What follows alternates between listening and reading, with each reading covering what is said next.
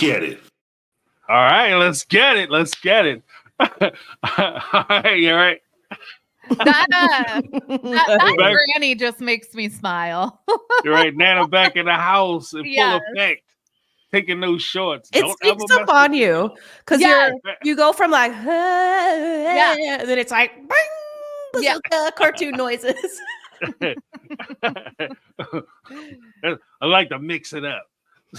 So this week, I'm James from My Take on Reality. This week, we have the most illustrious and special ladies who are coming from different channels, and we all get together because we are the OG3 of reality.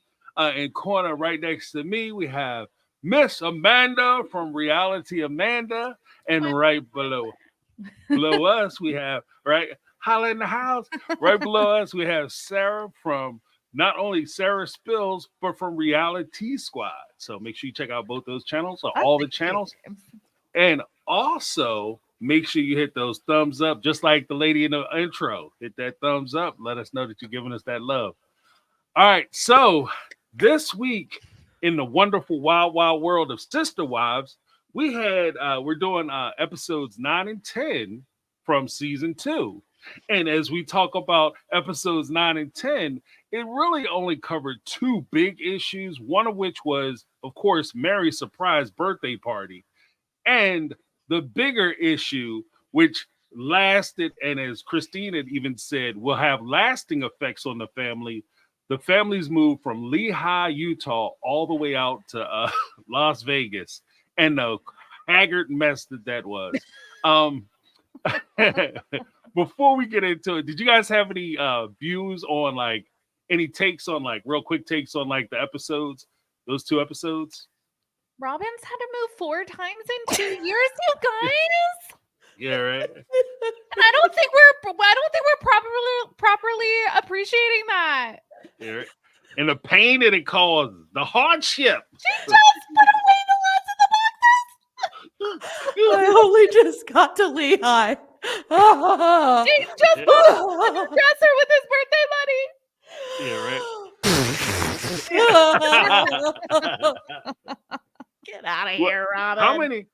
How many people did the just out of curiosity, because I'm maybe I'm being a little catty with this, but how many people actually went back and looked at, or at least thought about, when she said, I did 4 moves in 2 years? Did you do the countdown in your head? Like, okay, one move was, I guess, to Vegas. The other move was to Lehigh. The third move would have been the house that you were in St. George. And I guess the 4th move was, do you guys hazard a guess? One of the moves was divorcing your husband because you met Cody 5 minutes after that. So, right. Yeah. Was that where you were going, James? Yeah, that's kind of where I was. I'm glad we're on the same track, because that's what I was thinking. Totally. I was like, wait a damn minute. Yeah. I'm such a Robin hater. I didn't even do the math on it. I just immediately was like, ugh, your crocodile tears. Even though it does look like there is actual liquid in this episode. I was shocked. She looked upset, and then we got some real tears from Cody too at one point. Yeah. This was actually, I think, Cody got emotional before, but this is, I think, the first time we've seen Cody actually break down and cry. Like, he got misty. He had the whole when I was sitting on Christine's bed, I was thinking about Robin and that sweetness, and I was stuck with Christine. I had to own the story. Yeah, right. Remember, you said it's time for a wedding. We had that. Cody's nephew Ben actually had a really interesting theory on that. Because he just reacted to season 1, episode 2 over on his TikTok, and he was had this interesting theory on soulmates and how basically, because LDS and especially Mormon fundamentalists believe in the pre-existence. They believe, you know how Robin had the idea that she had a spirit baby coming to her. Everyone existed before they were born. So it was, I'm going to mess up what he said, but it was kind of almost like Cody's life was stolen from him before Robin, because Robin was his destiny and his soulmate, you know? Yeah. Well, because that's why he was like crying to Christine, like, I'm so pissed that I had to slum it with you three. And now, you know, now I have Robin. Now I finally found the one. Exactly. Well, because I saw the episode that you're referring to. And actually, I'm going to, that'll be later in the previews where I'll be talking about the videos I'm putting out. But I did see the episode of Benjamin's take on that. And it's my understanding that he's basically saying that the soulmates were a pairing that existed in heaven. And so they were in heaven together. And then when they came down to earth, they were separated. And then they met. Like, you'll meet your soulmate here. And that's where the bond, because you already basically have a bond with that person. So Mormon, fundamentalist Mormon twin flame. Right. Yes. It's the same place where like where they talk about kids being up in heaven, like, because you're supposed to have your children already and they're supposed to be in heaven. And that's why you're supposed to have so many kids down here, because you're supposed to bring those souls from heaven to earth to be with you. And so when Robin was talking, I think it was after the last baby, or maybe before Ari, or a little bit after Ari, she was talking about getting pregnant again. And she said, well, I don't know if I'm going to leave. There's other little babies waiting to come and join us. And that's from that same. And do you guys remember at one point, I think it was in reference to Isabel, the chat will for sure remind us, but Christine was like, oh, I think Isabel got sent to me by mistake. Like, I think she was meant for Mary or something. Yeah, like I do that. remember that. It was one of her, and it was like, yeah. So it was like, oh. Yeah, that's hard. Especially, could you imagine being Isabel years later? You hear that, like, what? What are you talking about? Like, thanks, Mom. Like, love you too. Oh, here you go. The first time, welcome to the live. Welcome to the live. Welcome. Anavari X. One of the things, I guess we can get right into it. What do you guys think? And this is what I was kind of playing around with the idea. Do you guys think that there was any pros to them moving to Vegas? Because we'll get into like the whole move and the debacle of them going. But like, do you think that ultimately there were any pros for them when they were considering moving to Vegas? Well, Robin's dad lives nearby. Shocker. Imagine that. Right. Free videographer for all your birthing needs. For all your home birth needs. Yeah. Plenty of experience, apparently.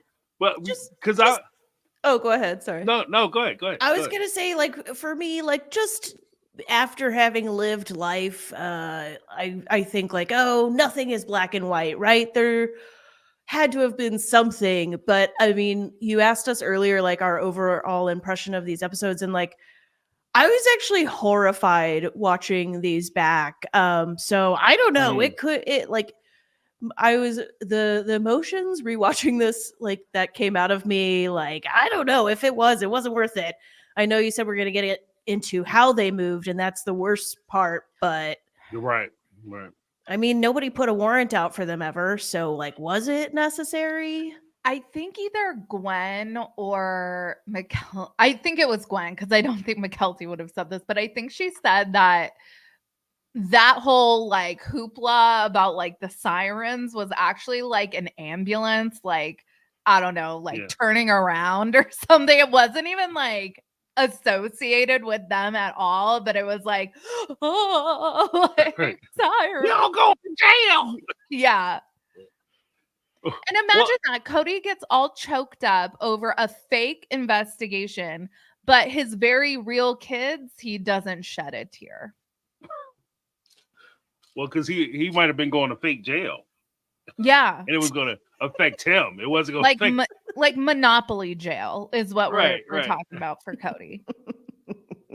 Well, because as crazy as it is, I do have some conspiracy theories. Ooh, yay! I love a conspiracy. Right, when I was watching, I was like, "Oh shit!" I was putting stuff together. You ever have those click moments? You're like, yeah. Shit.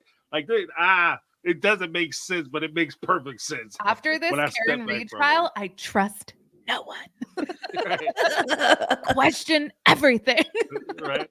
Maybe the police were after Cody. Like, I mean, maybe he was on to something. We could channel it in better places, that's for sure. Right.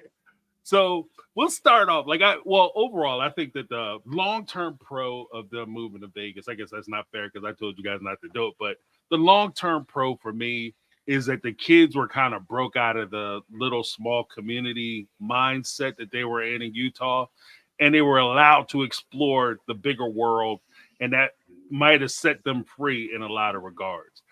But they couldn't have possibly saw it. I don't think that they counted on that happening, and nor did they see that coming. So I can't necessarily give them that as a pro. Mm-hmm. Like, there's a shit ton of cons, though. Like, and one of the cons for me was the first thing Christine said. Christine came right out the gate and said, I disagree with this move. I disagree with this. This is not the plan. This is not a good move. Cody looks her right in the face and said, and Cody decided that he was the leader and he had to make a decision. Are you guys have any feelings about Christine coming down hardlining it right off the rip, and then Cody coming down, slapping her down right after she makes her position? I think Christine was always willing to say on camera the things that I think Mary and Janelle thought were just, we're not going to talk about that, like, right. But Christine was like, no, like, we have marital problems. Like, I don't agree with this. I'm jealous. You don't spend enough time at my house. Like, she was willing to say all those things on camera. And I don't know if what the conversations were like before they went on the show, but I have to believe that they all came to some sort of mutual understanding, like, we're gonna put our best foot forward, and Christine just was like, nah, screw that. I'm just gonna let it all hang out. I'm gonna tell the truth. Yeah. Cody was like yelling at Christine off camera when she was making him look. I shudder to think as to what kind of talking to like Christine has gotten from time to time.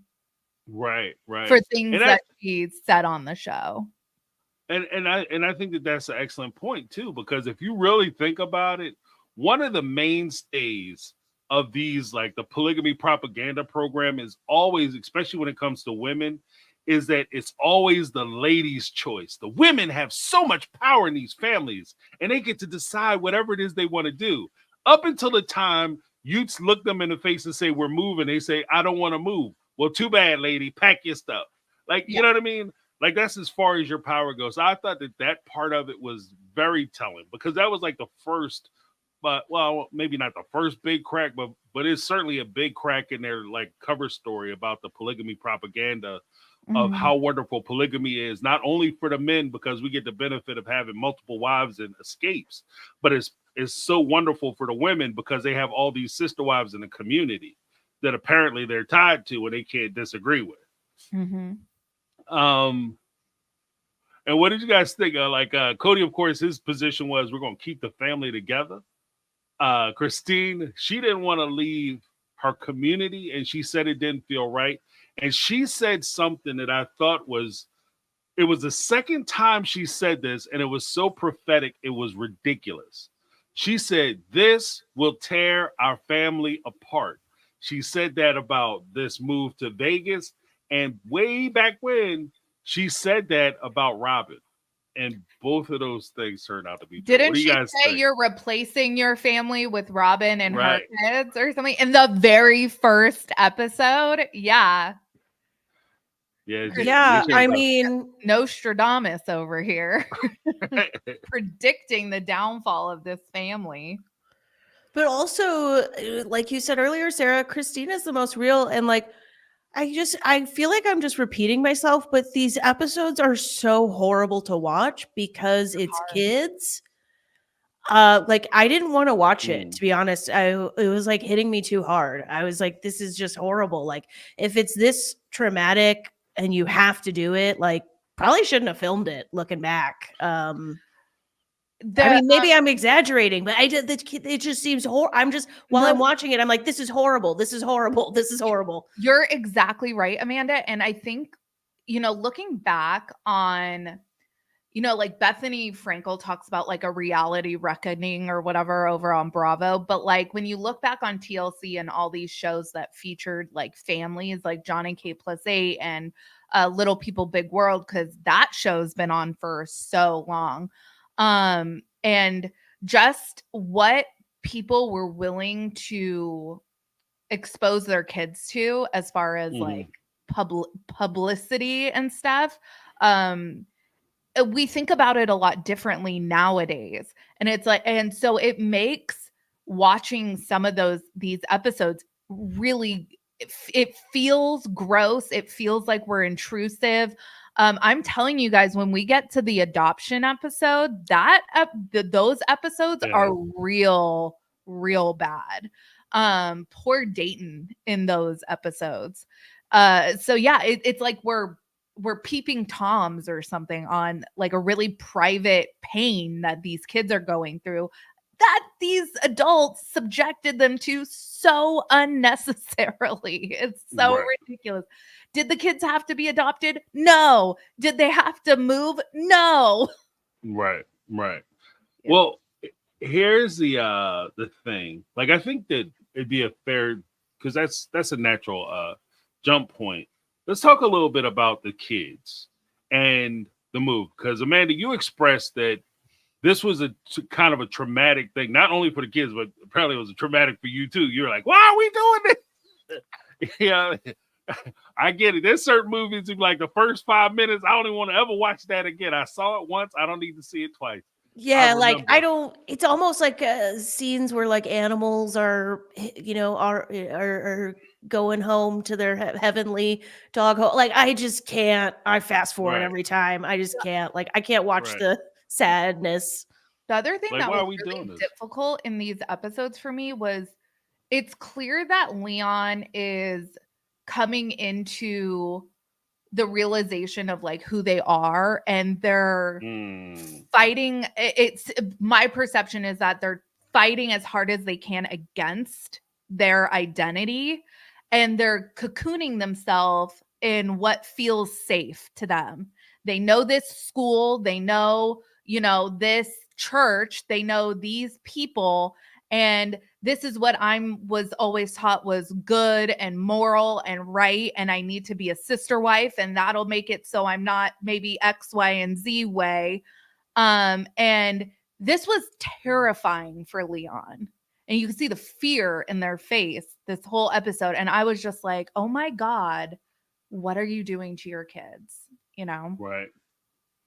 Yeah. It worked out for Leon. I think that they're much happier now. I think the show was a net positive for them in particular, because could you imagine if Leon was in living polygamy? Like what their life could have been like? Yeah. Okay. Well, because I think that was the only way that it would have been palpable for them to be involved in a relationship like that, is to have the distraction of, at least I ain't got to deal with this clown every day. Like he'll come by, he'll hang out, maybe we'll do business and try to, get pregnant or whatever. But other than that, I'm going to focus on the things I want to focus. And, and that would have been, and the sad part is because they would have been denying so much of themselves, that would have been the best that they could hope for. You know what I mean? In a way, it would have been very sad, I think. A sad existence for them. Yeah, it was lemonade, but that doesn't take away from like the trauma of the event as a whole, Right. Like the list that Leon made for all the reasons to be okay, that was funny. First of all, the dance. What? I was like, oh my! I am so mature. That is why I should stay behind. Like, there's no way Sally and Susan can handle this on their own, Dad. I have to stay behind and help. But these are very real to how old were they? Like 15 or something? To a 15-year-old, these are very real pressing matters at hand, and you're just gonna rip them out of that. Right. Yeah. At one point, is it Cody who says, I know what you're going through? And as an audience member, I was like, no, you don't.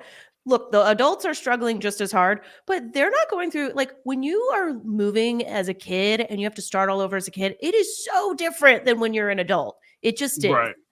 We all know, I don't know point. if when you guys were in school, but second semester would start and then there would inevitably be like a kid that started in your grade. And I went to a really small school. So when that kid started, it was like,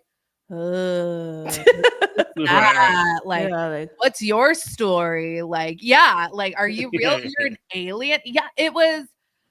It's you go from a traumatic experience and now you're like under a interrogation light at your new school. It's like it's just all around straight up not a good time. Right. Well, because I think with the dance part, like I thought about it because at first I was like, oh, I wish somebody would have helped her with a list, but wish they would have helped her. Make like an adult list, kid. Right, Mary should have jumped in there. Like, oh, the hell, like, because I was thinking like, what would happen if it was me and I was working with my daughter and she came to me and said, Dad, I don't want to move, and can you help me convince Mom that not to take us or whatever? I would sit there if I wanted her to stay. Then I'd be like, all right, let me see your list. Okay, here's what we're going to do. We're going to talk about these things because they're important to you, but we're going to rearrange them. Like, we'll talk about the bigger things and maybe tell her what to say or how to say it. But with this, I think that the dance part, at least the way I got it the second time I watched it, was that the dance was maybe she was helping to organize the dance. I think so. And she wanted to be responsible for and James, they just to I'm sorry. No worries. Yeah, thank you. And I think that they wanted to be, they were trying to be responsible for that. You know what I mean? Like I took this on and I want to be responsible and live up to my responsibilities. And I don't want to push it off on somebody else. So don't make me be the bad person. And I get that. Like I think that's commendable, and it says a lot about where they were. But again, it's probably not the strongest list ever. But it did not sway Cody, that's for sure. No, but I needed it. I was about to I was like, I can't with this episode. I'm like, thank God there's something to laugh at. Like, Leon, you planned that dance. You planned that. Right. Yeah. Well, what did you guys think about like the from even with Cody, like when he looked at him and said, look, I don't care, and Leon provided the list and he just said basically, fuck it. Like, I do what you want to do. You're going with me. How do you guys feel about that? Like, because that also reveals a lot about where Cody was, because he was trying to take the hard line. I'm the leader and I made a decision. But by doing that, I think he gave up. He ceded a lot of ground as far as like the sensitive male figure and the fatherly father type person. Leave it to Beaver type dad or whatever. What do you guys think about that? Because he tried to at least appear to be open to a conversation, but I didn't really feel like he was open. He's taking notes in his stupid little notebook. Like, what are you like doing minutes here? I think he also left a lot of the softening of the blow up to Logan to do, because he came in and just dropped a bomb, and then Logan was left to like mitigate all the fallout with all the kids, because Logan was the one the kids actually could lean on and rely on. And Logan's talking in this episode like he just got deployment orders. He's like, well, I gotta tie up some loose ends. I'm like, this dude is 16 and he's talking like he's about to ship off to overseas or something. It's the saddest thing. And then, I can't imagine if I had a best friend and all of a sudden in 3 days later, they were just gone with no warning. I would be devastated. And this whole, like, Amanda, you're not wrong in your like visceral reaction to this, because it's a real gnarly situation. And I can't believe that back in the day when I was watching this, I was like, oh yeah, you guys gotta go. You got leave yesterday. What are you talking about? Right. Why are you still there? Well, what do you guys think about like the because I think part of the cruelty of the entire thing was the timing. Mm-hmm. And we're actually kind of stepping into close to the big reveal of the my conspiracy, but the timing of it all is very suspect to me. And it, just from the respect of, you wait until essentially, guys, in 3 days we're leaving, and you tell your kids that in 3 days, guys, first we're moving, the most devastating news that they could hear. Everything you know, we're going to abandon that. Your friends, the people the attachments you have at school, screw that. We're moving. Oh no, Dad, when are we moving? I guess we're moving at the end of summer or during the summer. No, son, we're moving in 3 days. What was the purpose of the immediate move? Like, and why couldn't they tell their friends? Because that was also part of it. Because he said, not only are we moving in 3 days, but you can't tell your friends. Why couldn't they tell their friends? It was so stupid. If we're to believe the storyline, it's so they can leave in the quiet of the night. But then, we find out TMZ knows and has like already made it a story before they go. So it was it was pointless. There was no point. TMZ found out anyways. And like, right.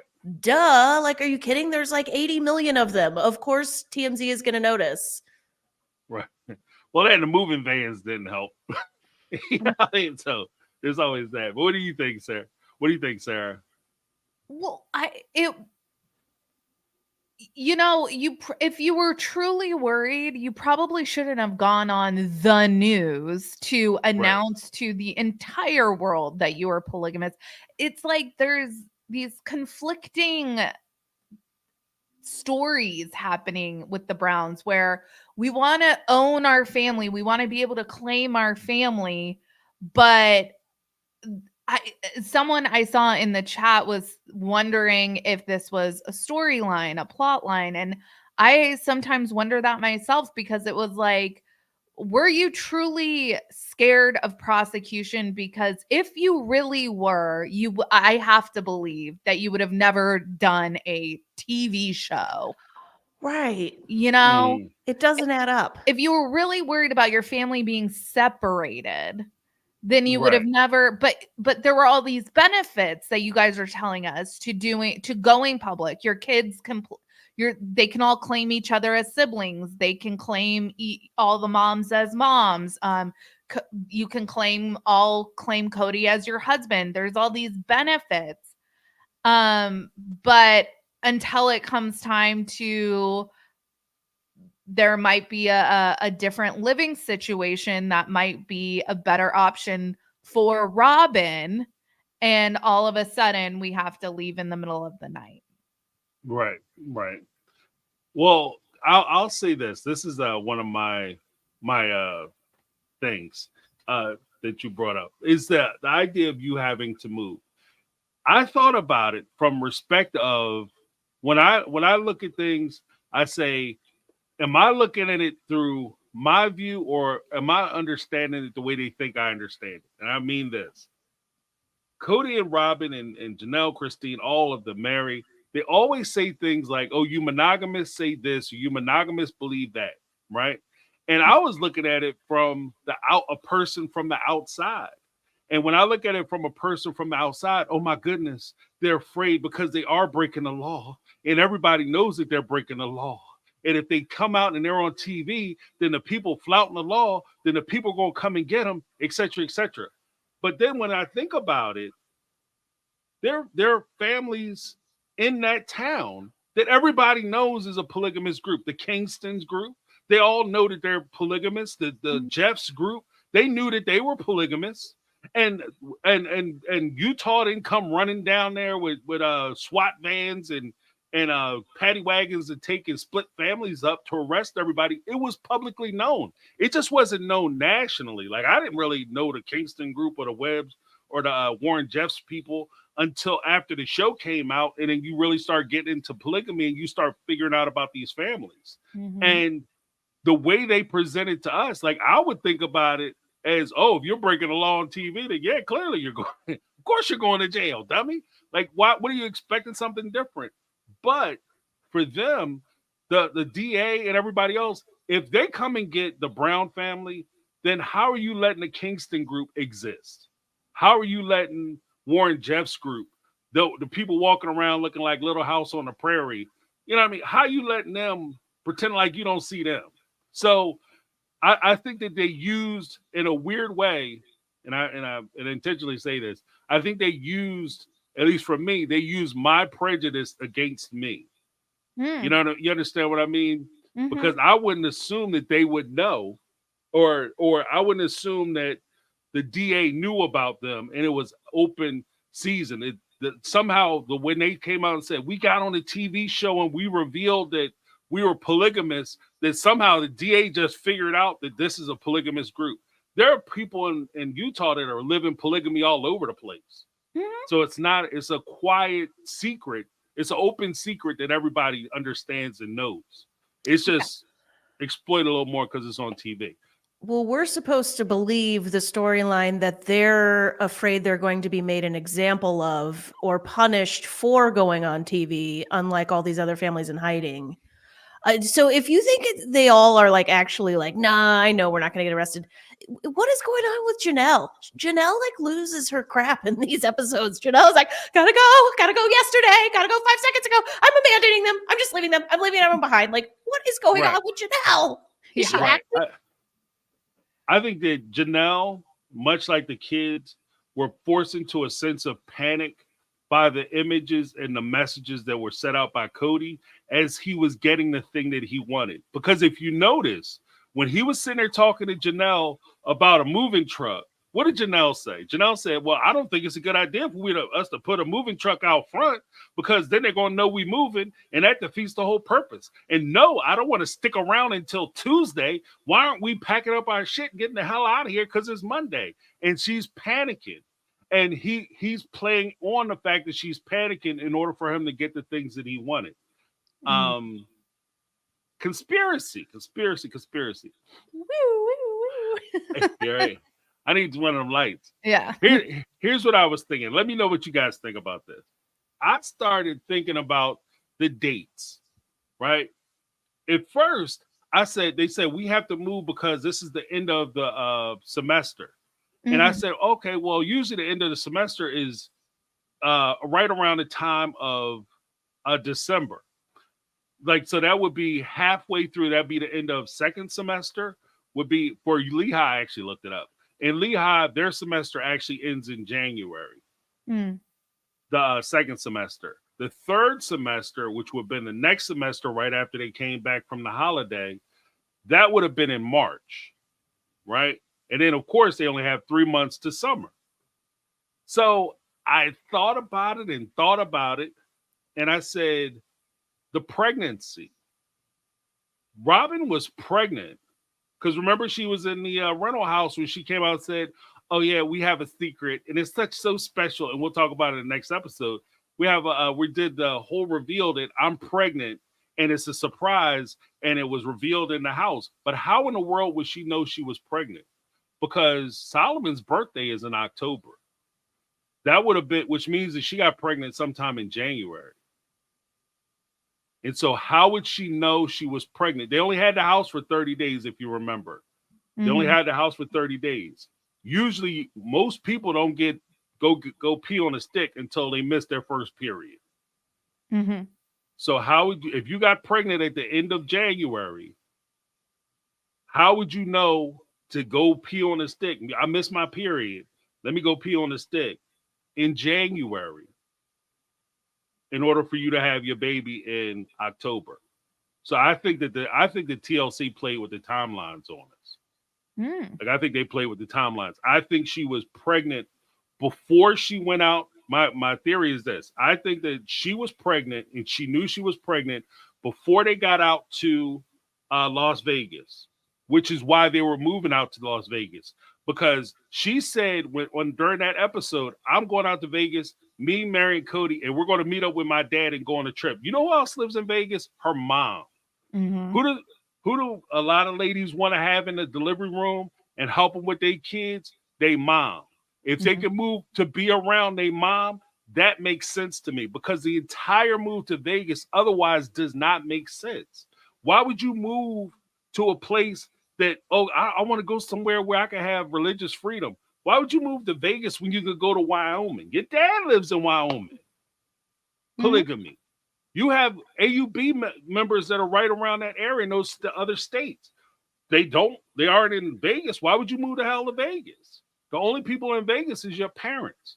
And again, I think that this is mirrored to the fact that, like the Arizona trip, the Vegas trip was kind of that precursor where they moved the entire family on short notice to appease Robin because it's something that she wanted to do. Let me know what you guys think. I think I totally buy into that. I've always thought, I think if Robin wasn't already pregnant, she was definitely planning on getting pregnant, and they were gonna have to do something, right? Like, you can't have just one household in one house and then the rest of your households in one house. Like, that was never gonna work. So they had to move somewhere. And yeah, it was like, why not Vegas? They could have found houses or something in Lehigh so all the kids could, it could be homeostasis with the kids, but no, uproot them, move them, because yeah, why not? And you know what? Like, there are times where I don't necessarily fault Robin, because why not plant a seed that would be advantageous to yourself? I probably would have done the same thing. Robin doesn't really know these kids at the time. She has no loyalty to these wives. Right. Why not? Like, she's always looked out for number one, right? And her kids. Right. So if we're, and I can see the way she would rationalize it to herself. Well, it's like, we're all gonna have to do something. So why not? And she probably didn't feel bad about it. Right. No tears shed. No F's given. No F's given. Just for herself for moving 4 times in 2 years. Right. I've been inconvenienced. Yes. But how about this? We were first presented. This is actually the first time that we were presented with the idea of them moving and living in the one big house. They presented the one big house to us. In fact, they called a realtor when they were talking about moving to Vegas and said that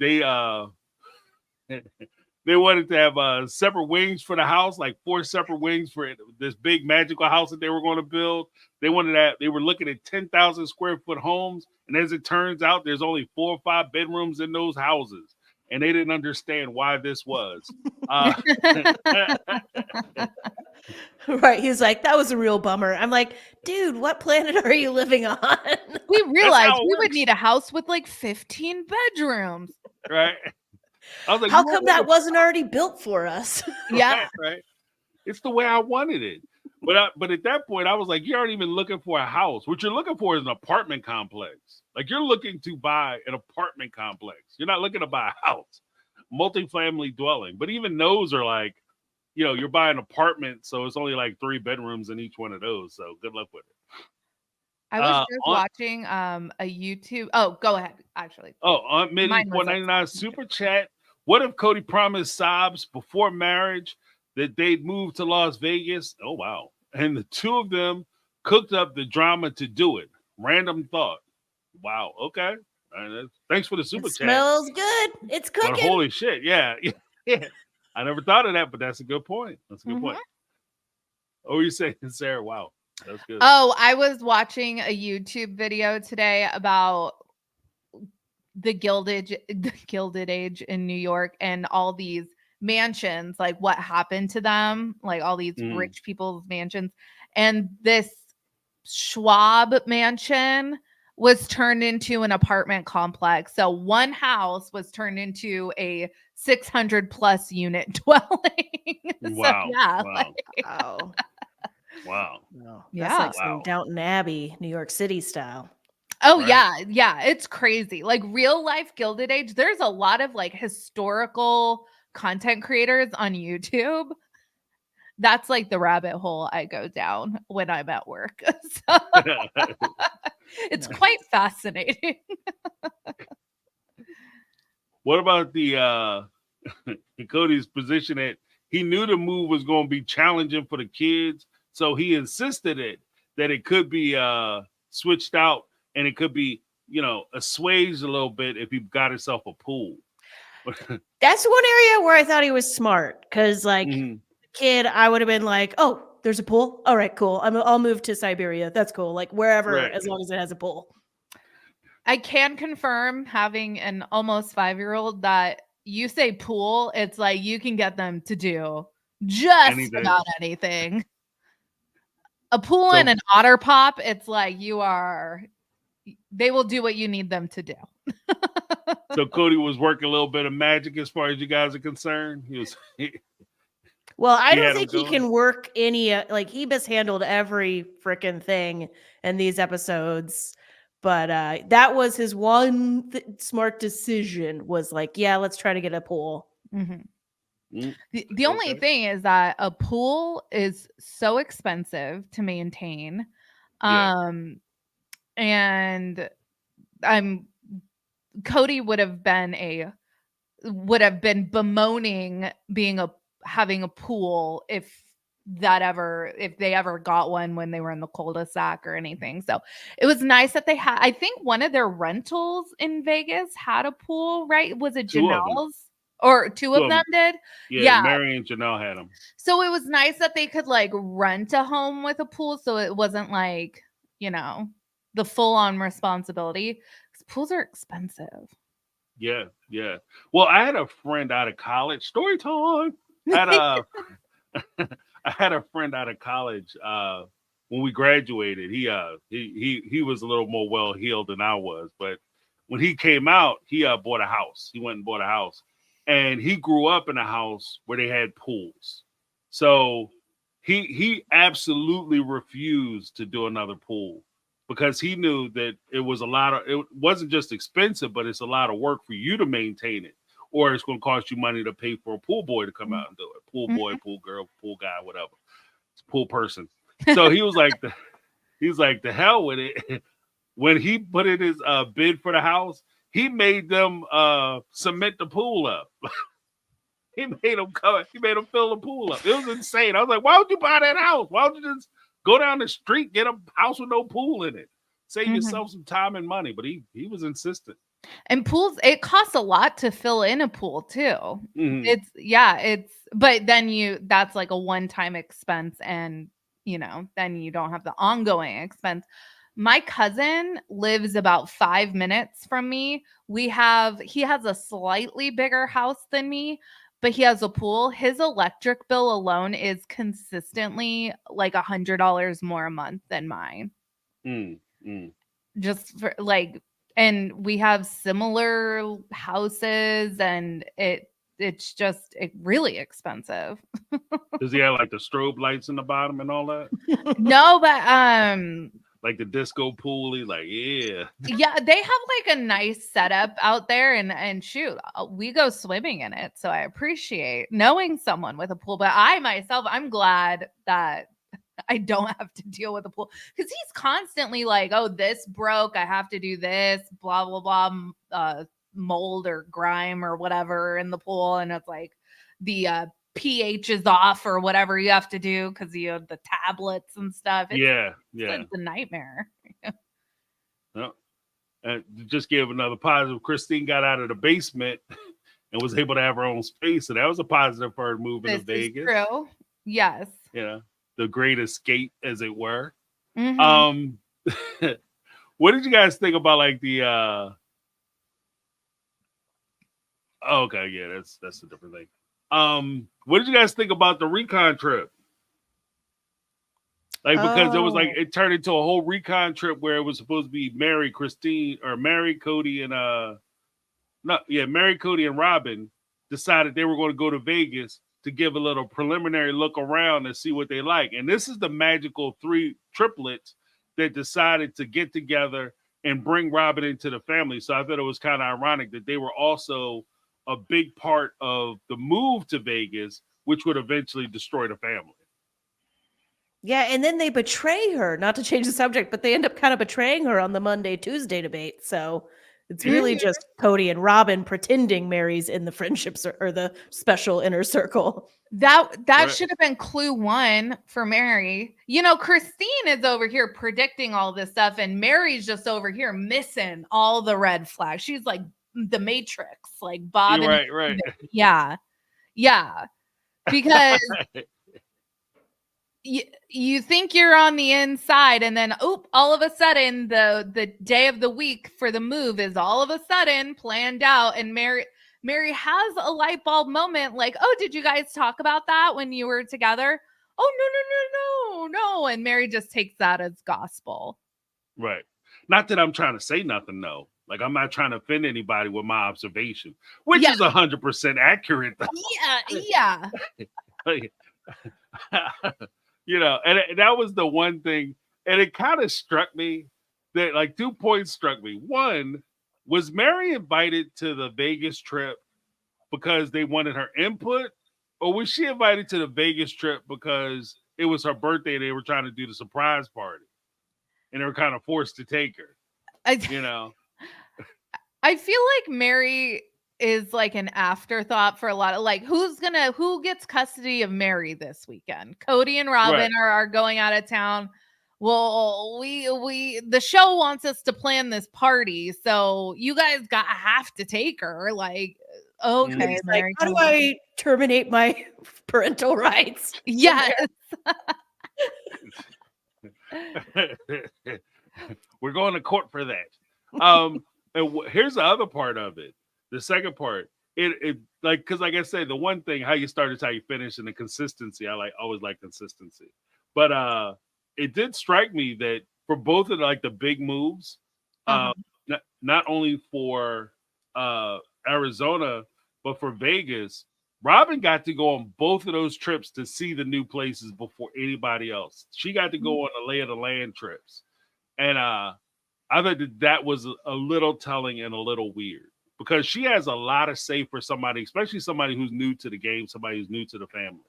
Mm-hmm. She has a lot to say. And if you think about it in the terms that like Ben was talking about, like Cody feeling like this was his soulmate, that makes sense, right? That she would like, it almost doesn't matter. And I think Ben talked about this, like the order of the wives doesn't matter if you're first wife, second wife, third wife.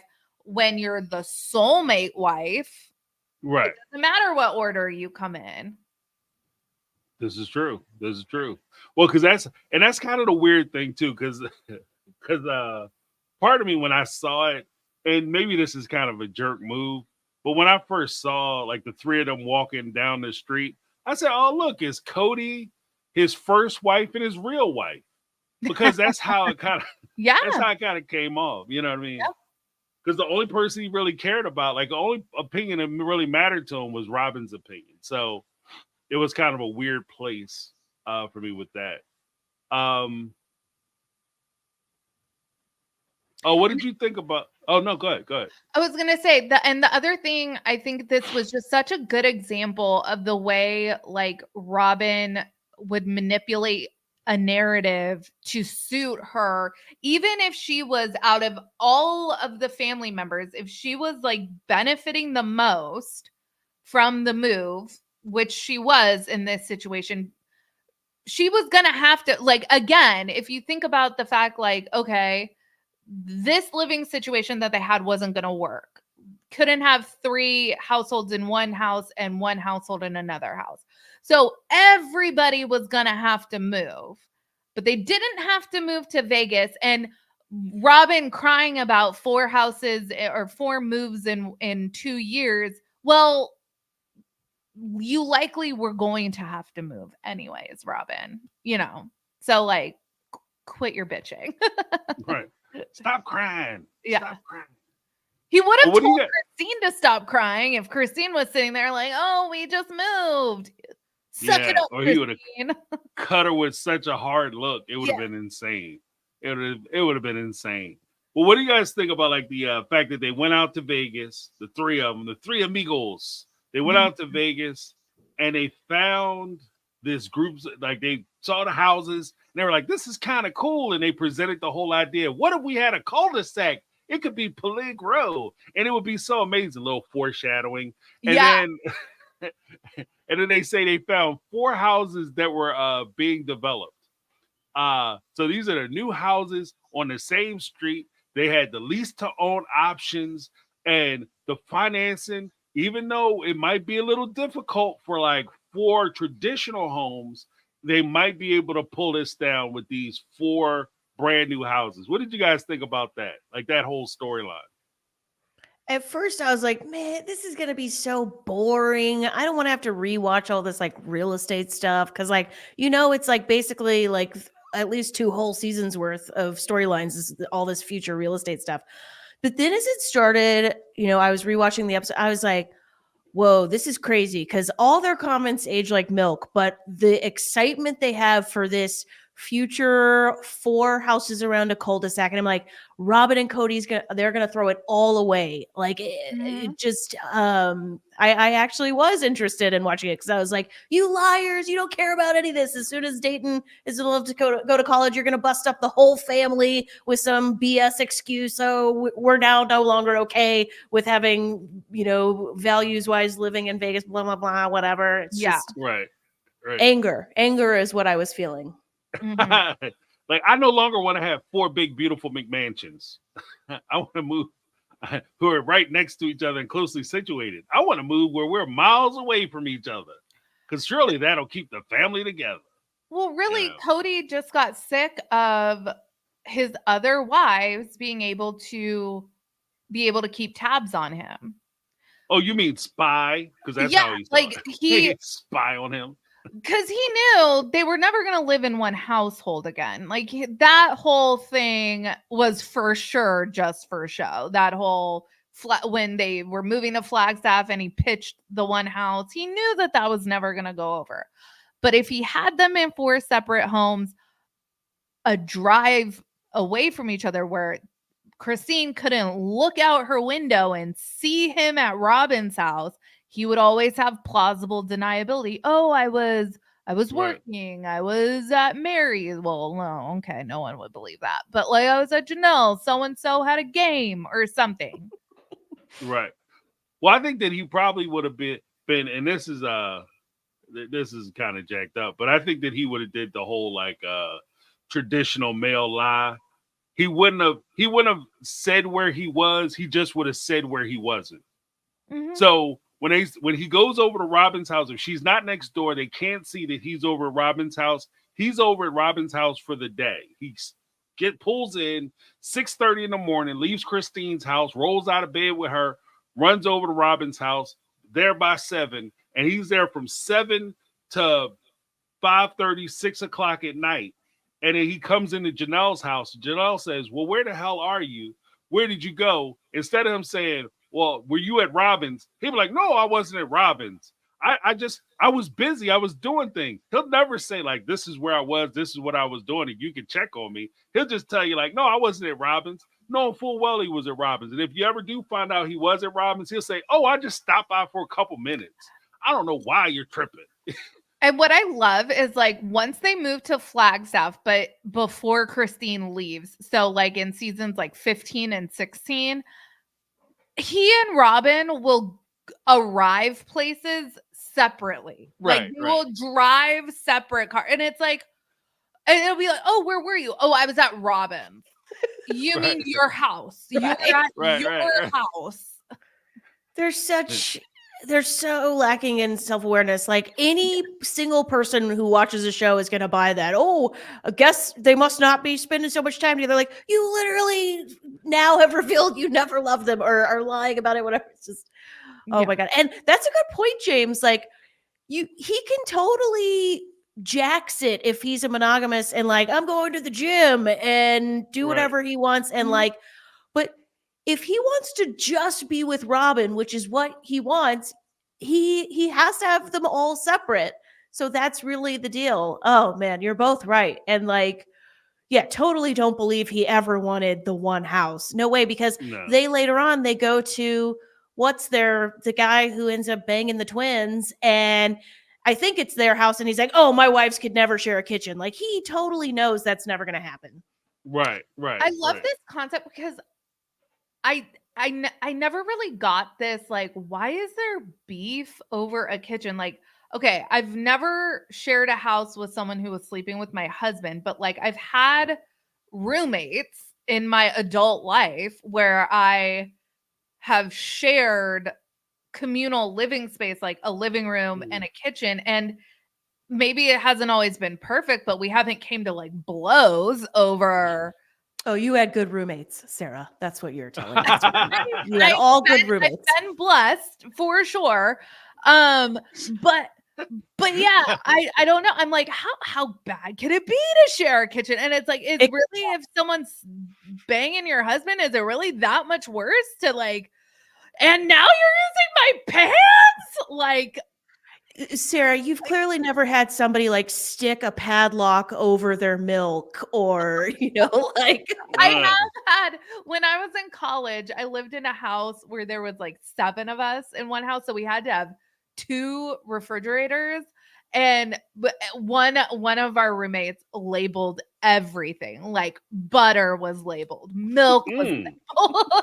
Putting the lines on the ketchup, don't you use my condiment? That's and it was okay, like that's cool. We could have like 3 different gallons of milk, whatever. Like, cool. Wow. I mean, I can see if you had like, specialty foods, like if you had a thing of truffles, like, okay, fine, maybe, But if you're like, my generic, store brand butter, you better not touch this. Like, but again, James, you had great roommates. But I've had such terrible roommates. They would eat all my butter. Can you believe that? Oh, you? I'm serious.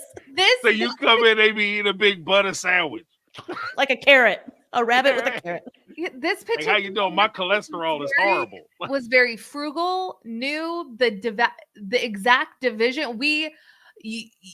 Before I would live, so this is like a 3-bedroom apartment. This room's slightly bigger. Okay, maybe that person has their own bathrooms. Okay, they'll pay a little bit more.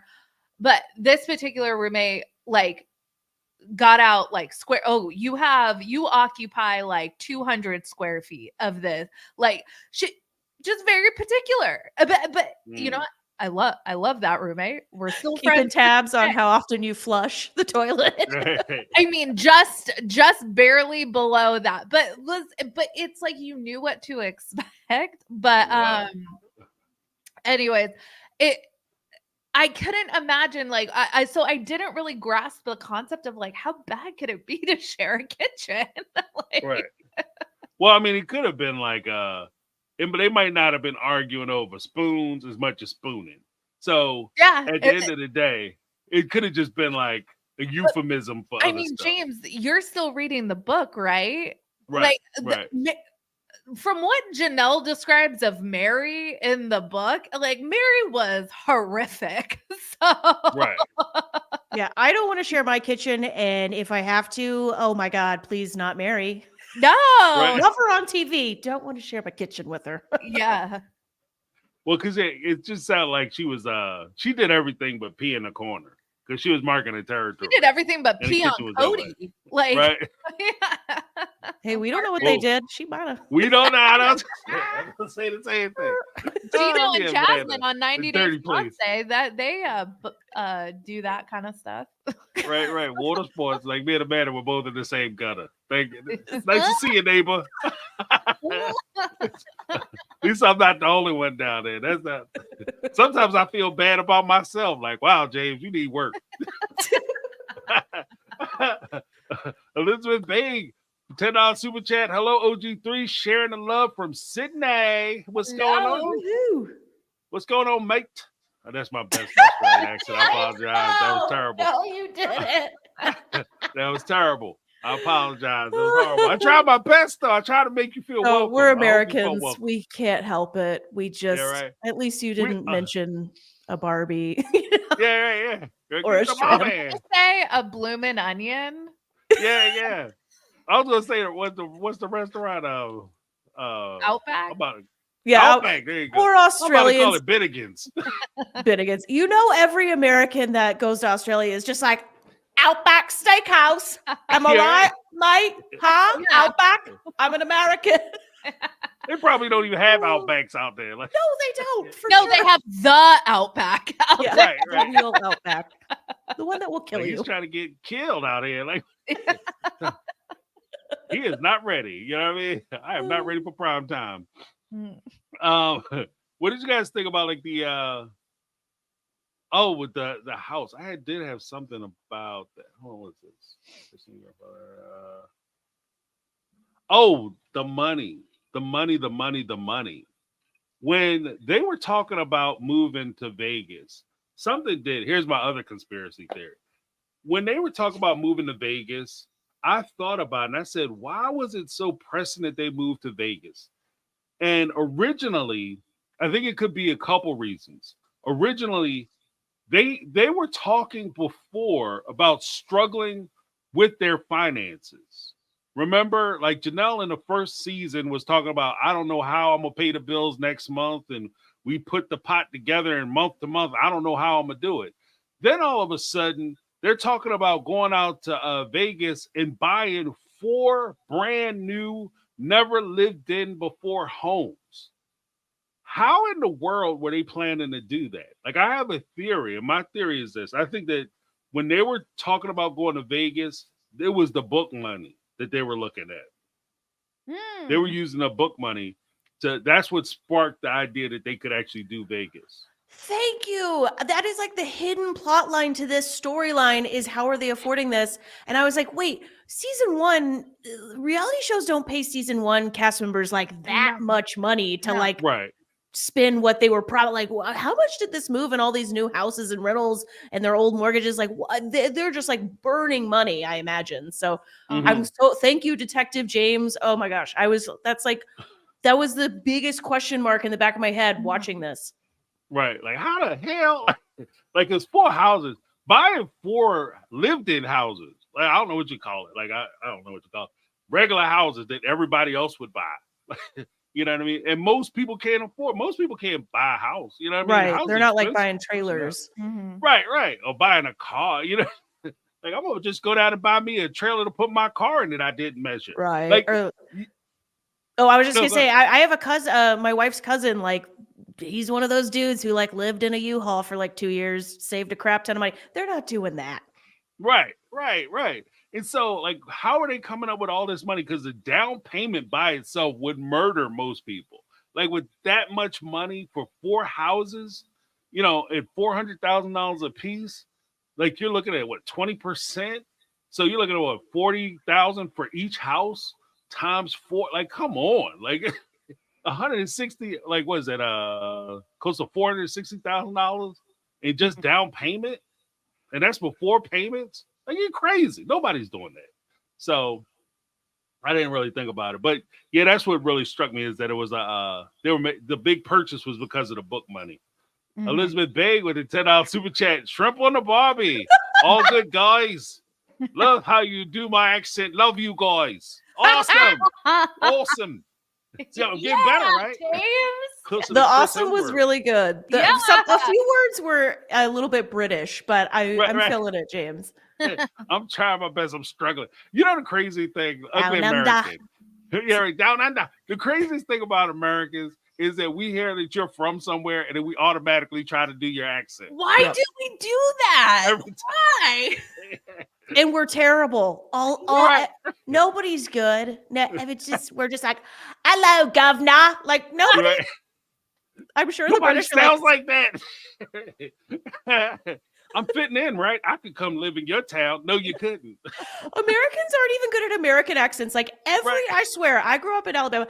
Every actor who's not from the South who tries to do an American Southern accent sucks. Like even the best actors, they cannot do the American South unless they're from the American South.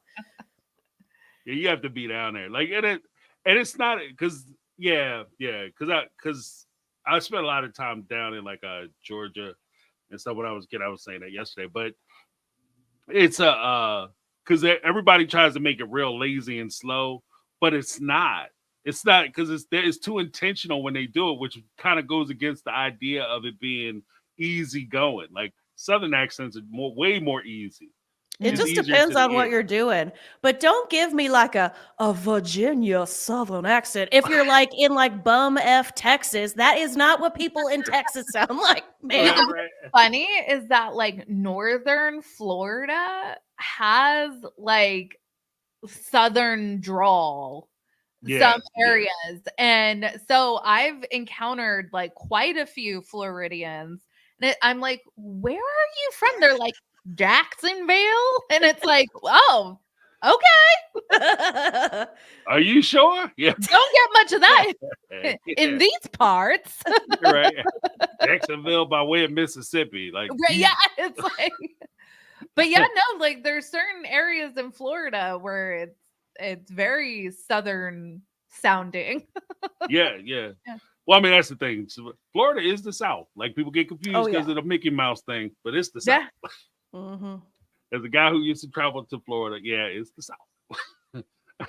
it's very much the South. Right. We're pretty swampy right now. Like it's pretty. I would not trade you position, Sarah. Oh my goodness. When your glasses fog when you walk outside because of you walk from AC to humidity and it's just like fogs up your glasses.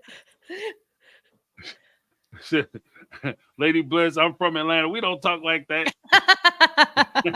and then Elizabeth Banks and $5 super chat. Thank you so much. I cannot do your American accent at all. Yummy Outback Steakhouse. Okay. I love Outback, man. That's good. I love steak. So good bread, good blooming onions. I'll take it. What about the whole idea of? Oh yeah, I do have like the bragging about like the square footage of the house, and we get to 4 houses. It'll be twice the size, and he was so excited about moving to those 4 houses until he got the big call where they were like, "Yeah, we're not doing that. You guys are in no financial condition to do it." What moving into season 2, episode 10, there were a lot of these 2 episodes, in fairness, they could have actually been one really long episode or blended episode because it's just continuous. The foolishness actually rears up. The only distraction you really had was the fact that they did the birthday party. Did you guys have anything to say about the birthday party? With Mary coming in? I didn't buy that she was surprised. There's no way production didn't give that away. And Mary, who like knows everything and is control everything, like no, Mary's not a good enough actress to pull that off. Right. I think she would have been more pissed that they were in her house. It reminds me of my 30th birthday, which my husband proposed at my 30th birthday party, which I knew was happening. I sent him the link to the ring that I wanted. And I was pleasantly surprised that he executed it without a hitch. Nice. But yeah, like that was married. Like I can believe that that's how Mary's surprise birthday party went for her. She was like, "It shall be 70s. Yes. It shall be." Yeah, right. And this is my outfit. So she got to pick a litter too. And the crazy part is, just as a side note, because I thought about it and I said, I've never had a surprise party, and you have to be careful with who you surprise. Like, just as a gentle warning, be very careful with who the surprisee is, because some people don't do well with surprises. That's a good point. That's a good point. Yeah. I don't know if you guys have seen the movie What Happens in Vegas, where Cameron Diaz, she's surprising her boyfriend, and he's like, "Oh, like I'm so glad it's just us." We're like, and he breaks up with her, and then it's like, surprise. No, that sounds amazing. But then I think you're talking about someone who might like be reactive, like right, like intruder. Right. Yeah. Get out of the house. Yeah. Surprise. Nobody's trying to go to the emergency room. No.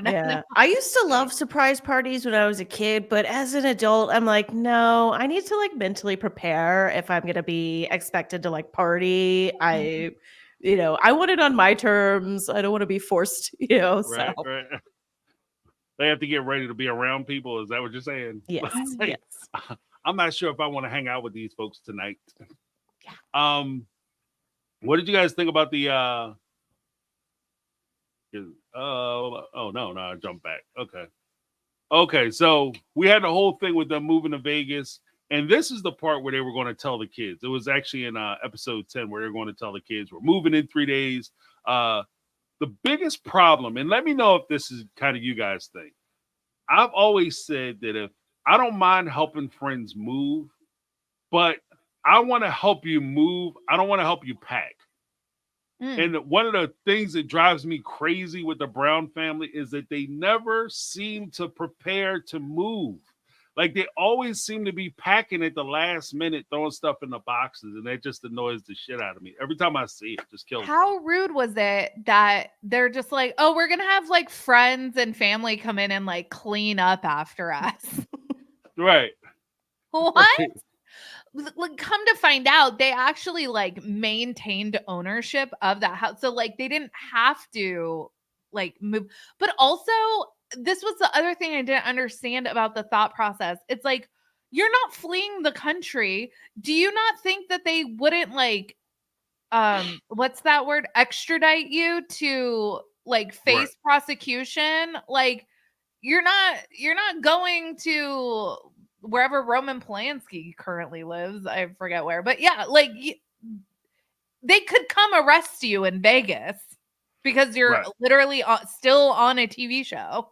That's what James is always reminding us of, and it makes me wonder, like, how closely did they consult an actual real attorney about what was happening with this huge part of their life? Like, because wouldn't an attorney have told them, listen, folks, it doesn't matter if you move. They can still arrest you.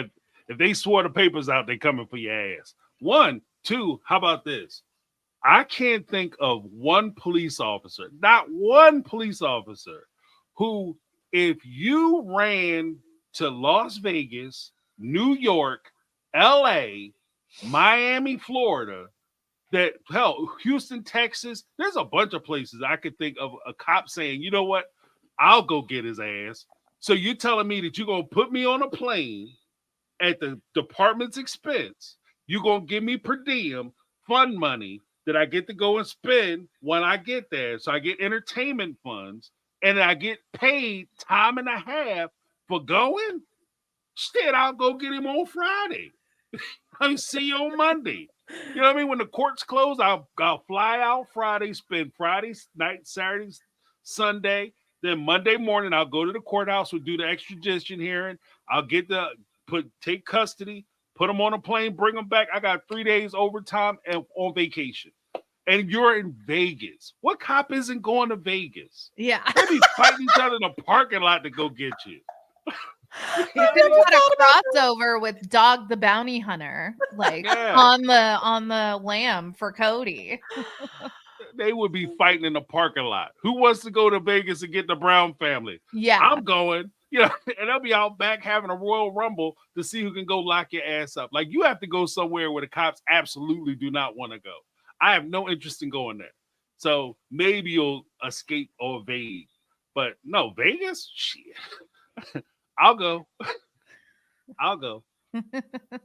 But what did you guys think about like the whole because with the whole packing thing, and this kind of goes to the whole idea of them telling them.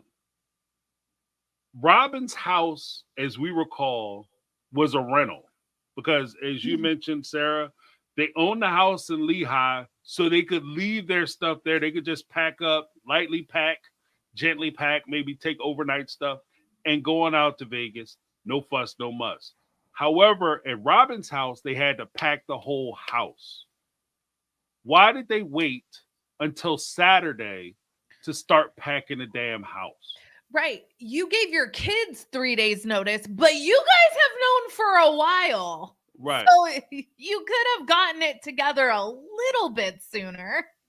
Mm-hmm. And they knew at Christmas. Remember, they were at Christmas. They told the older kids when they were in the cabin. They knew at Christmas. That's right. Yeah. So they could have been packing that whole time. I'm sure they told themselves the excuse of like, oh, the kids will notice, we're terrible at being discreet. But the real answer, I'll be honest, I'm married to a symbolic brown family member who every time we've moved, she's like, "Oh, we'll be able to do everything the day before. Let's just live our lives. It's fine." I'm not that. I'm like, let's start packing 3 months ahead of time. The day we learn we're moving. Let's start this. Right. But my wife is she just is in the present always. It's a benefit and sometimes a flaw. And love you, baby, if you're watching this. I just some people look at their trips. Every time they go on the trip, they're like, we were supposed to leave 4 days ago, and it's taken us. Right. I mean, even in this episode, Logan's like, they ridiculously get a hotel when they're 25 miles away. These people are the parents are terrible. They're like, maybe Janelle and Mary are the exceptions. Some people just cannot do it. They cannot pack before they move. Right. I have a lot in common with your wife, Amanda, because I'm like that as well. I'm always packing the morning of my housekeeper comes on Tuesdays. I'm always up like doing like I'm never prepared, the morning of. So yeah, I'm last minute too. How about the idea? And here's the other part of the thing, because like there were some parts of you once you're in the know, I guess you see the stuff. But the one part that really stuck out to me was the difference, because I always like the conflict.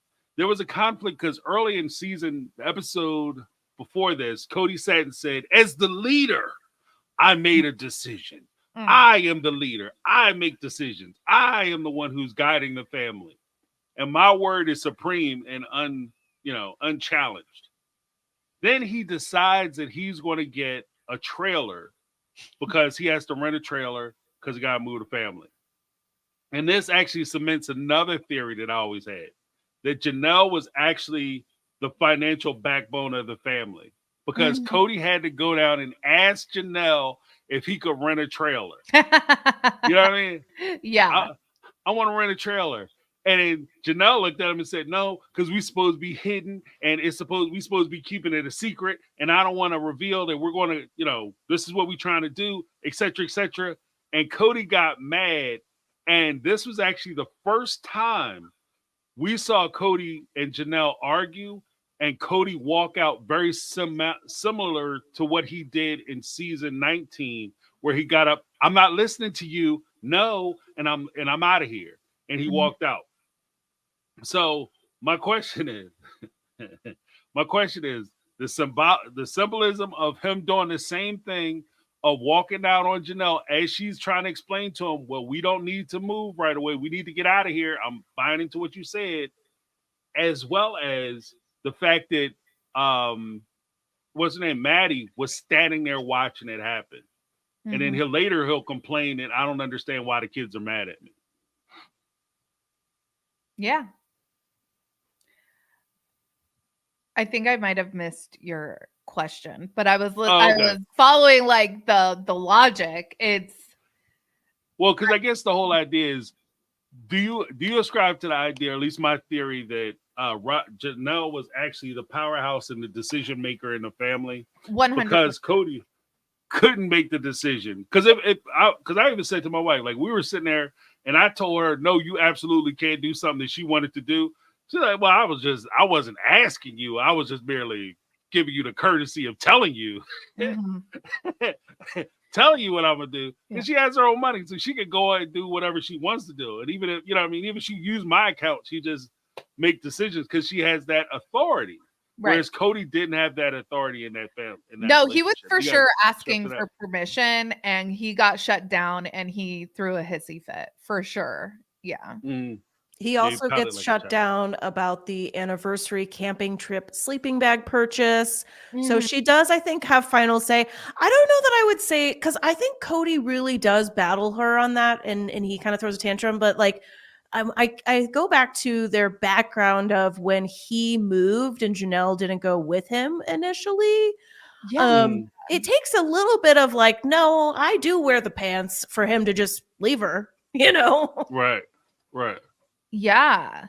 That whole, like, I would love to. There are so many revelations from the book that I would just love to know more about. And one of them is that when everyone moved and Janelle was like, nah, like, and she stayed with all of her kids too, because McKelty talked about how they didn't see those siblings for like 7 or 8 months or however long Janelle didn't live with them. Oh, so I didn't realize the kids were old enough to remember it at that point. In my mind, I just assumed they were younger. I think they like saw each other maybe like, I don't know, like during the days or something, but like they didn't live with their siblings at the time.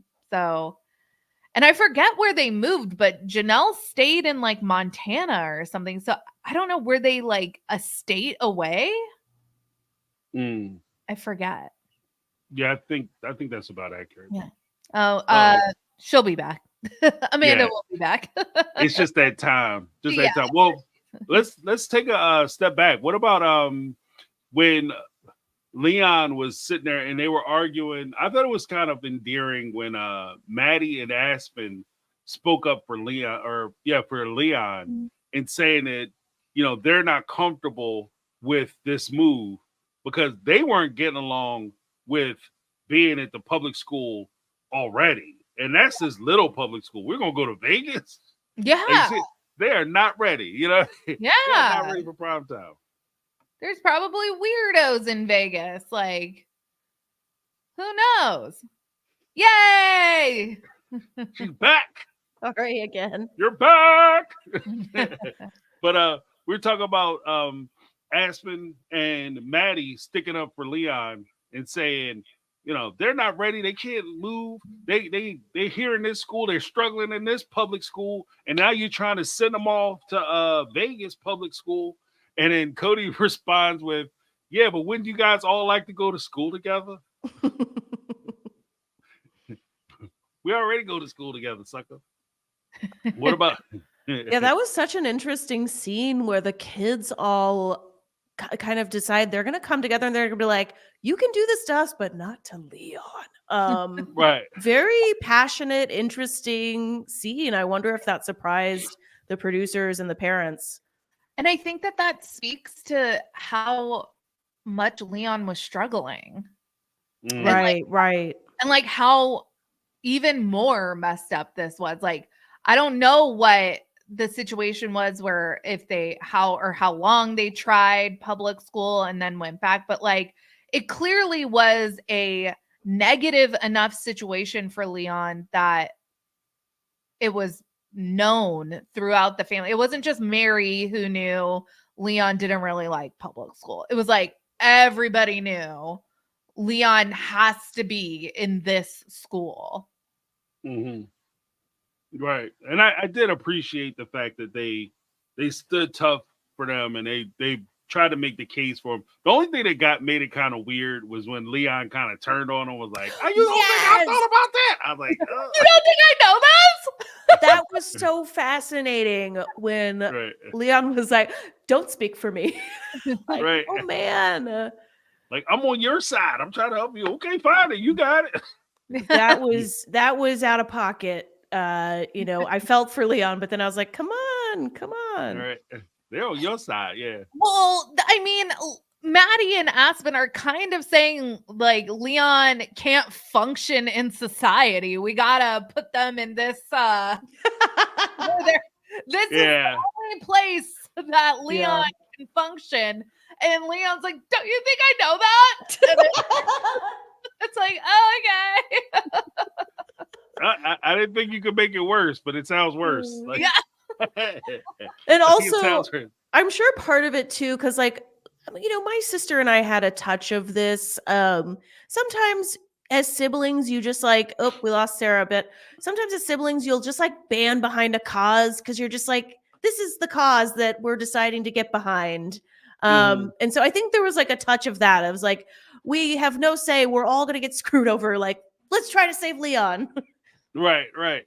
Or maybe there was maybe it wasn't as because I gave them a lot of credit, but maybe it wasn't as as virtuous as I thought. Maybe they were just trying to give, Leon an opening so they could walk through that same door. Well, if Leon's staying, why can't we stay too? Like, could be a touch of that. I do think it Right. was like mostly virtuous though. right. I think they really love Leon, and those siblings really are all the OG kids, especially. They have each other's backs in a way that makes the episode so hard. Mm. Yeah, because it's a rough. The whole thing was rough. It was rough to watch. Played off the cuff. My issues were contagious. I gave them to Sarah. spreading. Talk to Janelle. Blah, blah, blah, blah. Play off the cuff. Oh, okay. Yeah, one of the weird things to me was even kind of going back like to the whole idea of the trailer incident, because that also revealed something else. Because when Cody was sitting there arguing with Janelle about the trailer, when he didn't get what he wanted, I thought it was very interesting that he walked out of Janelle's space, walked himself right down to Christine's space, and started complaining about Janelle and calling her like, your sister wife was, no, that's your wife. No, she's your sister wife for now. And this, ironically, this is actually the scene I think about a lot of the times when Cody would say things like, oh, you would have disagreements with Janelle and put me in the middle. And I'm like, no, but I saw you go down to Christine and start talking trash on Janelle. So, I mean, that existed too in that same space. So what did you have any thoughts about that? Or like even just the fact that ironically, the person that he ran to was Christine to talk about Janelle. I'm glad you said that because I really hadn't noticed that. Yeah, this is an early indication that he does talk shit about his wives to his other wives. And if he's doing it on camera, like, yeah, this is something he habitually does. And probably in a worse way off camera. So very interesting that he, when he doesn't get his way with Janelle, he runs to Christine. He acts like a child a lot in these episodes. Right. Which kind of takes away from the whole, I am the patriarch. Don't follow me. I wouldn't feel comfortable either. You know what I mean? Well, especially, and you can feel, oh, sorry, what? No, I was saying, especially making these big life decisions, but go ahead. Right. Yeah. Well, and they're making these huge decisions. They're surely exaggerating for the storyline and for the show and the cameras. And even if they're not consciously, when there's a camera there and you're on a reality TV show and it's like the end of season 2, you got to perform.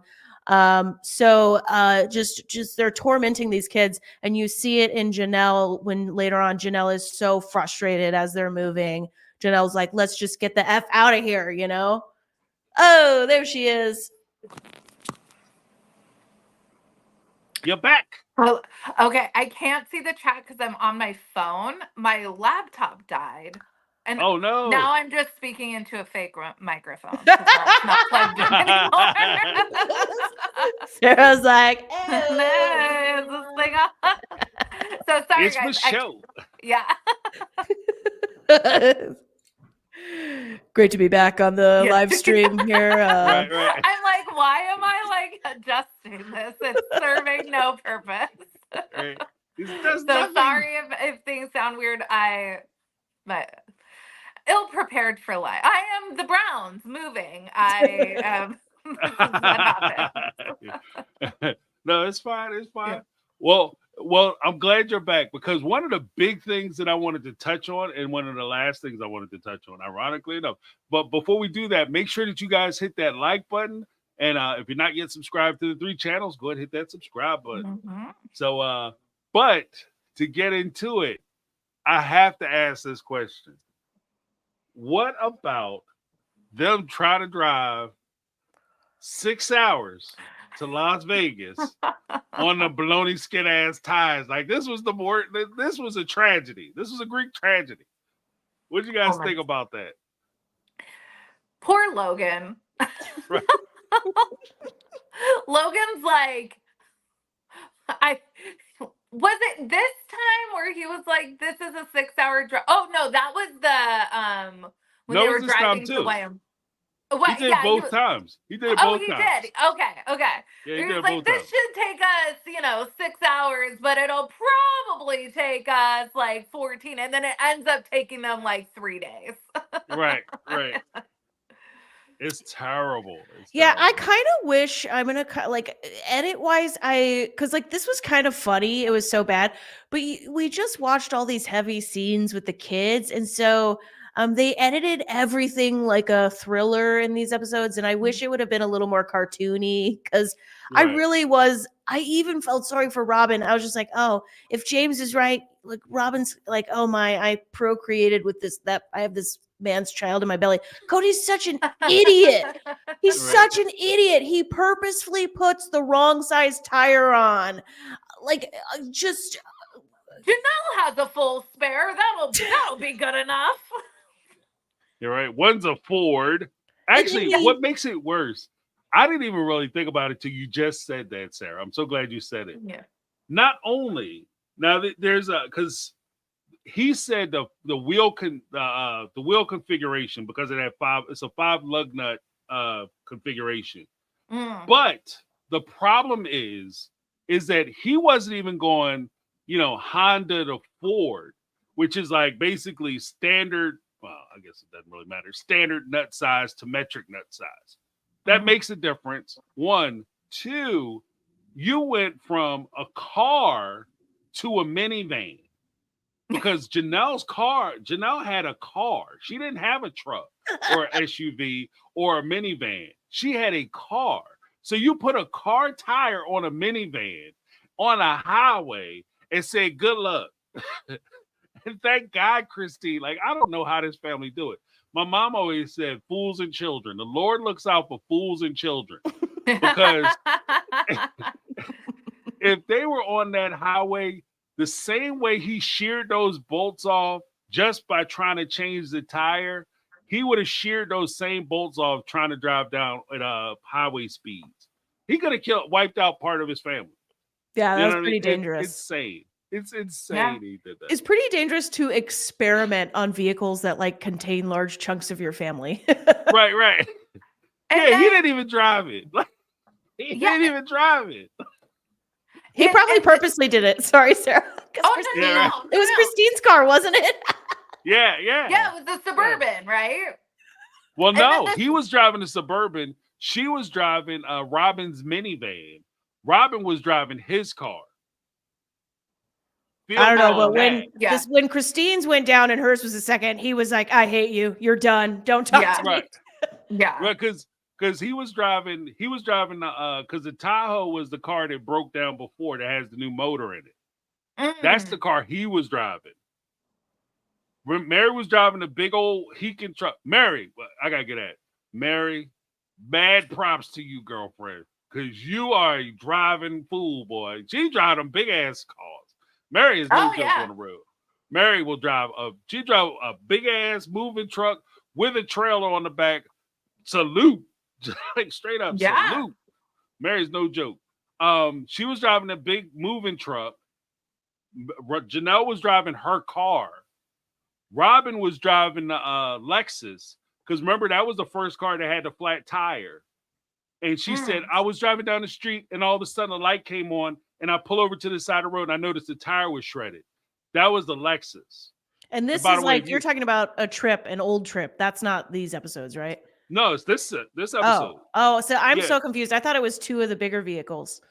Yeah, no, it was the Lexus got the first flat, which he came out and he said, oh, after I got the tire off, they didn't have my size tire, so I had to buy 2 of them. Remember he said that? Okay. The problem is if you have a luxury car, those tires are expensive, jackass. Welcome to the world of automotive magic. If you have sports cars and luxury cars, those tires are expensive. So he paid a lot of money for tires that actually didn't even go on his car. So that was the first part. That was the Lexus. Then the minivan caught a flat. And that was a car Christine was driving, and she was driving Robin's minivan. She was driving Robin's Honda because she had a Honda Odyssey.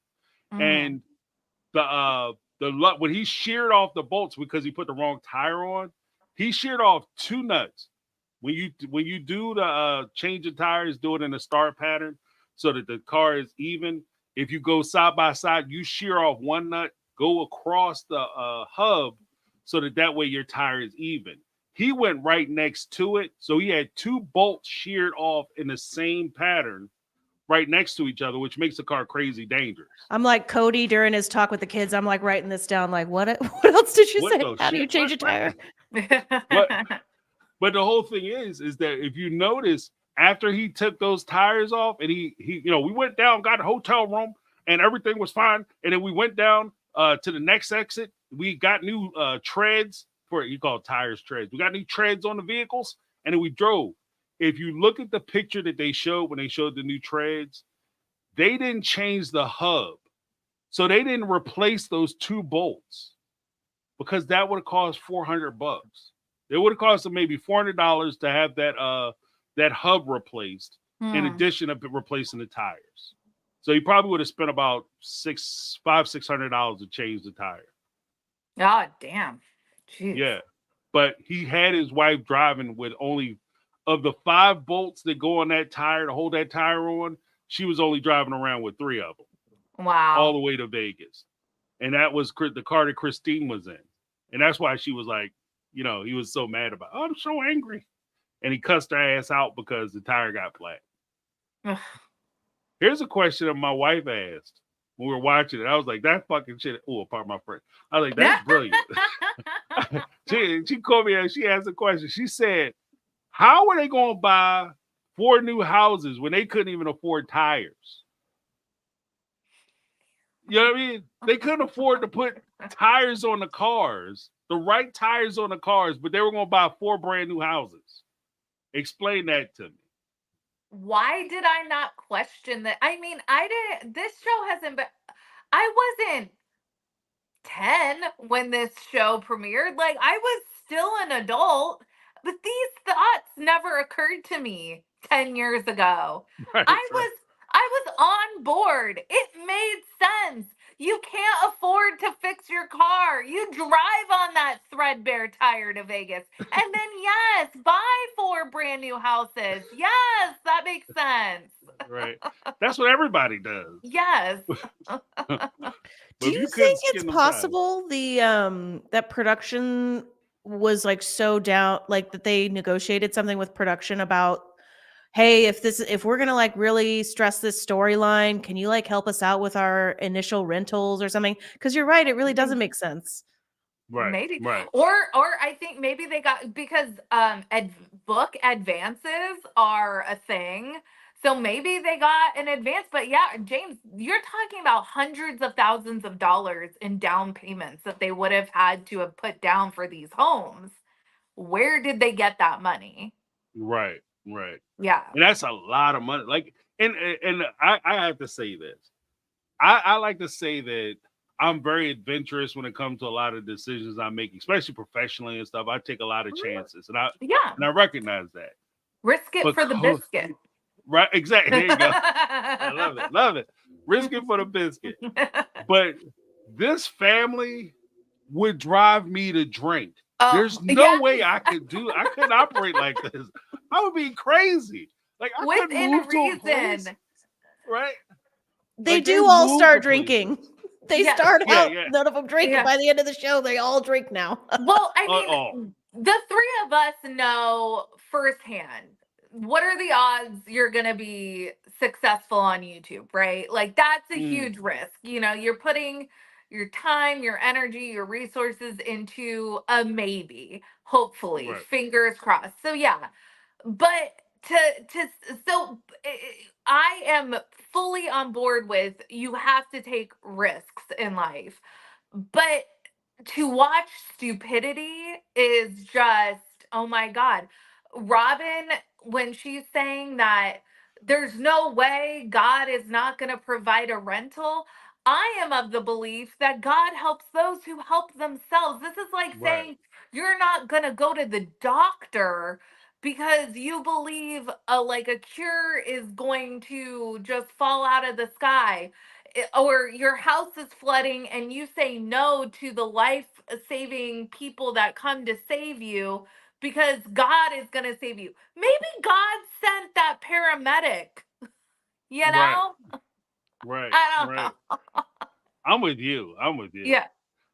But that's the old joke. Like when your house is flooded, a guy comes by in a bus, you be like, no, God is gonna save me. Then all of a sudden, a dude comes by in a boat. God's gonna save me. Get out of here. God's gonna save me. The guy pull up with a helicopter. Get out of here. God's gonna save me. Then you die. You go to heaven. Be like, Lord, I thought you were gonna save me, man. I sent you a bus. I sent you a boat. And I sent you a helicopter. Yeah. What are you doing? That was like a sermon in church that I listened to as a kid. It's like, yeah, don't miss all the signs because you're looking for like some grand sign. Right. And here's one. I don't want to get overly religious, but God was like, "Don't move, like stay put." What do I have to do? Drop like a freaking 2-ton pound thing on your cars? Like, right. I got to drive a house on you and watch your little feet curl up and your little ruby slippers shoot off. He's like, "Do I have to go back to the burning bush thing? Are you not going to listen to me?" But it's like that's what we're conditioned to expect, right? Is like a burning bush, or it's like it could be a lot simpler than that.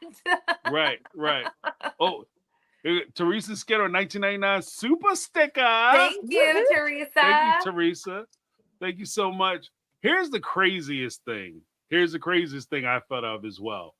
When I was watching this and I was listening to this, like, wow, they were so committed to get out to Vegas when they had like 2 flat tires. According to them, they had been riding on a 6-hour trip. That 4 hours, they only got about 25 miles. After 4 hours, they still had another 6 hours to go.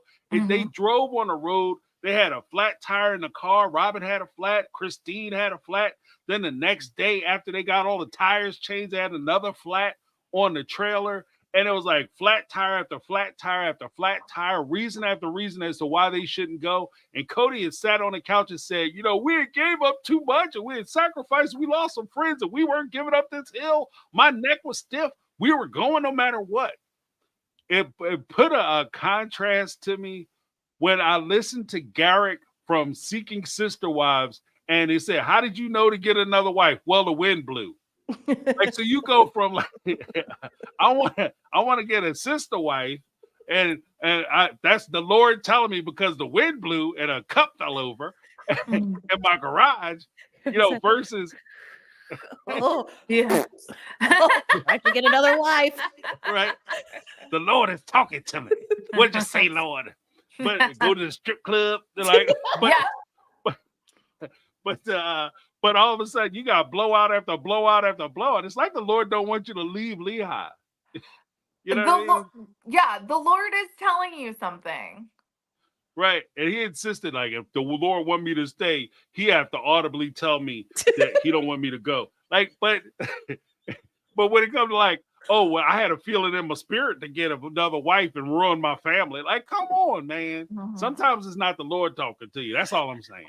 James, even if the Lord audibly said, Cody, bro, Cody would be like, Lord, you're doing reverse psychology on me, aren't you? You want us to move. I know what you're doing. Like, la. Blockhead. Yeah, right. I'm telling you, because I saw that, I was like, this dude, it takes some convincing, but he eventually gets himself out to Vegas, and he's so excited to be out there. And as things turn out, especially watching back on these earlier episodes, as you guys mentioned earlier, it's very haunting to watch a lot of the predictions that they had actually come to fruition. For sure. With Christine, this is going to destroy, bringing her in is going to destroy our family. You're replacing us to, this move is going to destroy our family. This move actually, I could say, was a big step towards destroying the family. But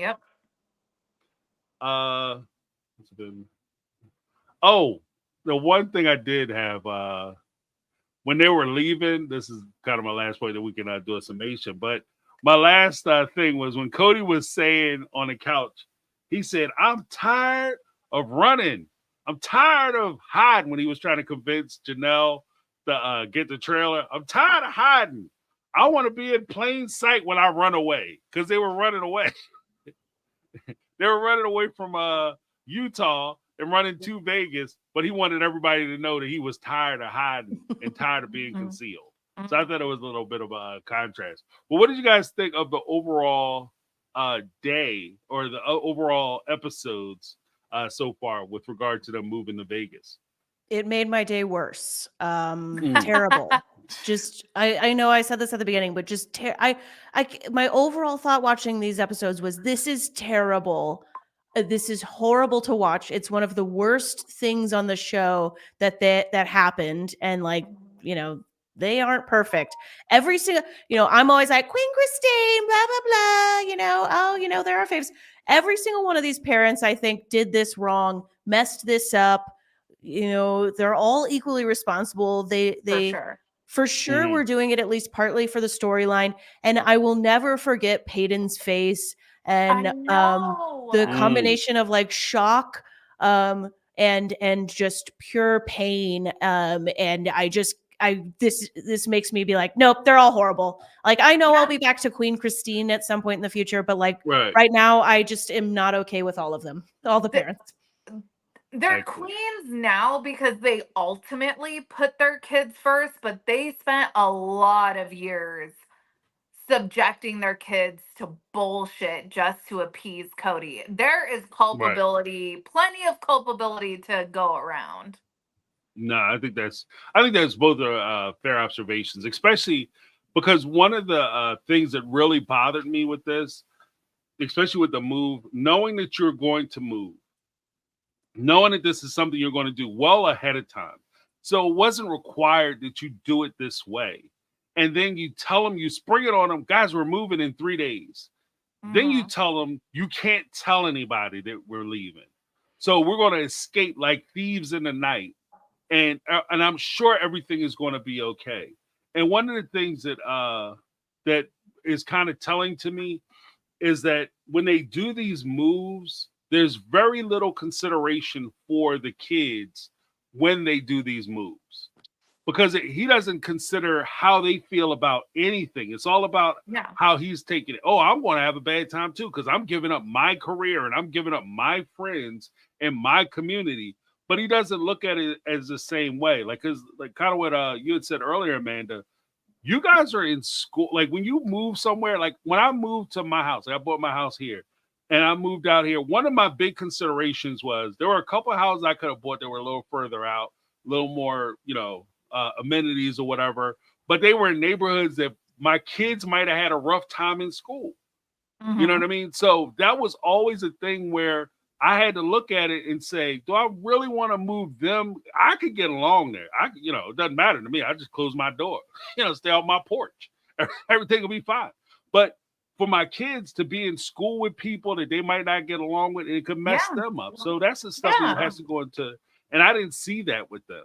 So I think it was very abusive. Like I thought this was kind of, it was cruel. Like it was cruel abusive. So yeah, I echo all of those sentiments as well. Yeah, but yeah, and just the just overall, my other impression, they have to get better with moving. And I've never never seen anybody. I could never ever move to a place like if I'm where I am now. If I said I'm going to move to California, and I don't know anybody there, I don't have a rental, I don't know where I'm gonna stay, I don't know where I'm gonna work.